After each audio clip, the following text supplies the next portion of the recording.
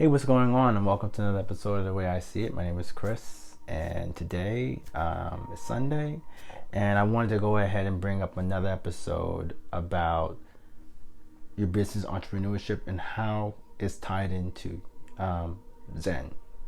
Now, you may have heard that term, you might have seen people with yoga and people doing this and stuff, but it's not like that. It is.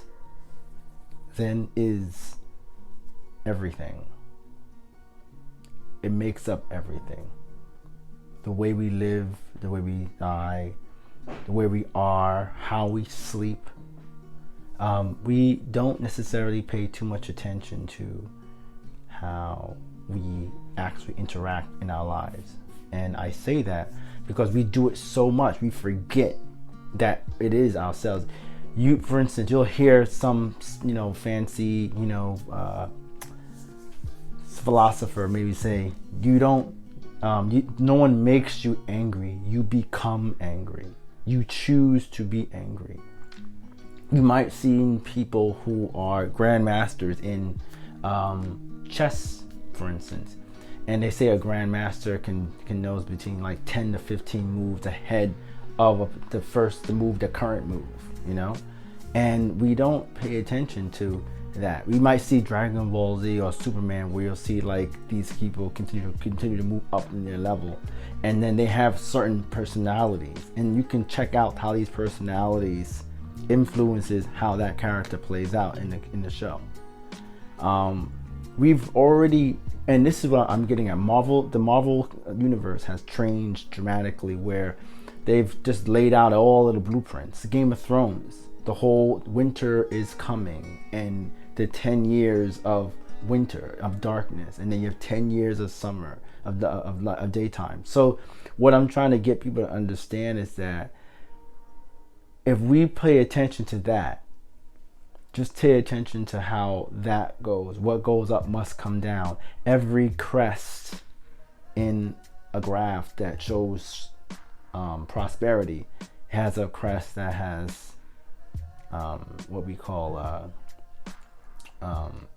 you have prosperity, and you have like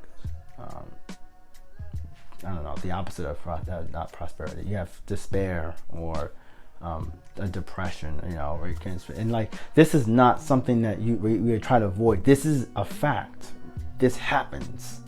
What goes up comes up. And then when you pay attention to what everybody that has some sort of authority in our society, in technology, in politics, in religion, they all talk about the fact that there is a like a type of connection between that and the way our world works. It's all called human nature. If you listen to Ray Dalio, for example, Ray Dalio is Vanguard's like a CEO. Bridgewater Associates, I think, is basically where he basically is an investor, and him and his team was able to help foresee the 2008 and sidestep it very well in all of his mutual fund assets because of what they knew, what they learned. He got burned a few times, but he realized that after he continued to do it more and more and more, he was able to learn from his mistakes. Now, we've all heard that. We know how to get to perfection, and we don't understand that perfection isn't somebody. The reason why somebody may be really, really good at a particular sport, they have to be passionate about it. They have to like it. They have to love it, and you can't stop. So that works with everything. Where who you know, who you work with, who you fall in love with, your family, your friends, everything. Now, this doesn't mean that you have to be aligned with everything the person is necessarily likes about you, but there has to be some basic foundations that you understand, some principles that Ray Dalio said in his book that I basically picked up on. The idea between becoming good at something or a master at something, you have to always know that whatever you know right now, that there's always more to be learned. And we need to understand that as we move forward through life. And I think that a lot of people don't pay attention to that. And The people, for instance, people who get angry or people who lose things, or it's a game in itself. And if you pay attention to, when there's people who have not, we're all learning together. That everybody has failed sometimes and won some. It's like there's no undefeated. When we go ahead and we pay attention to the 1%, when we hear the 1%, and that's not the 1%. It's actually, mostly like anybody who makes $35,000 a year, in technically all over the world, that amount of money is the 1%.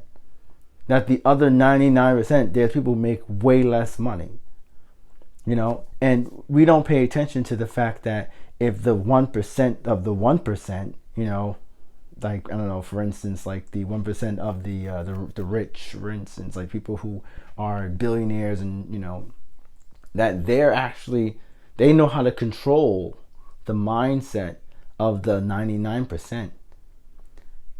And we in America, we're so focused on trying to connect or attack the 1%. Why don't you go ahead and focus on the other 98%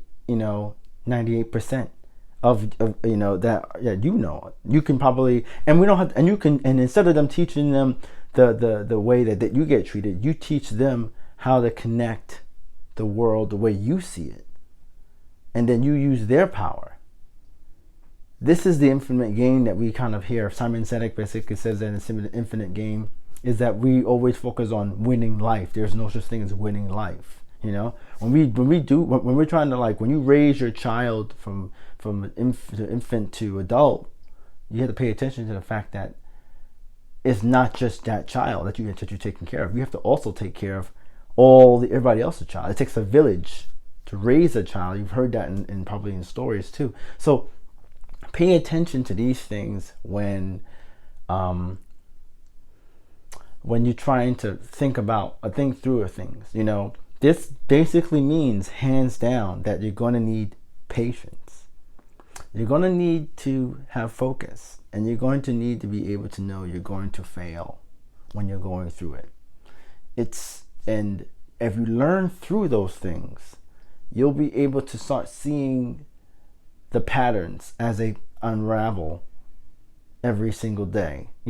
That the errors that you might think are a problem are not. Everything was supposed to actually happen the way they're supposed to happen, because that's how the Zen or the Buddhism or we don't even have to call it Zen. You can call it whatever you want to call it, because it still is what it is.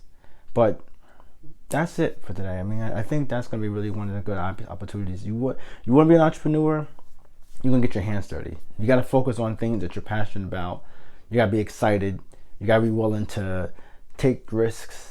You can't just stay in one spot. And honestly, you're an entrepreneur whether you like it or not, because you're always selling something, whether you're selling yourself or you're selling somebody else's stuff, or you're selling an idea that you can plan not to. You can't plan. We're always marketing ourselves, and now with social media, you are a business, and you are selling your time.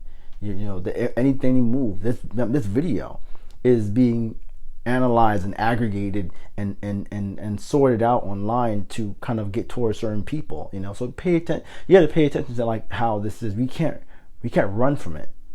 It's like as if we're like we're adding in the layer of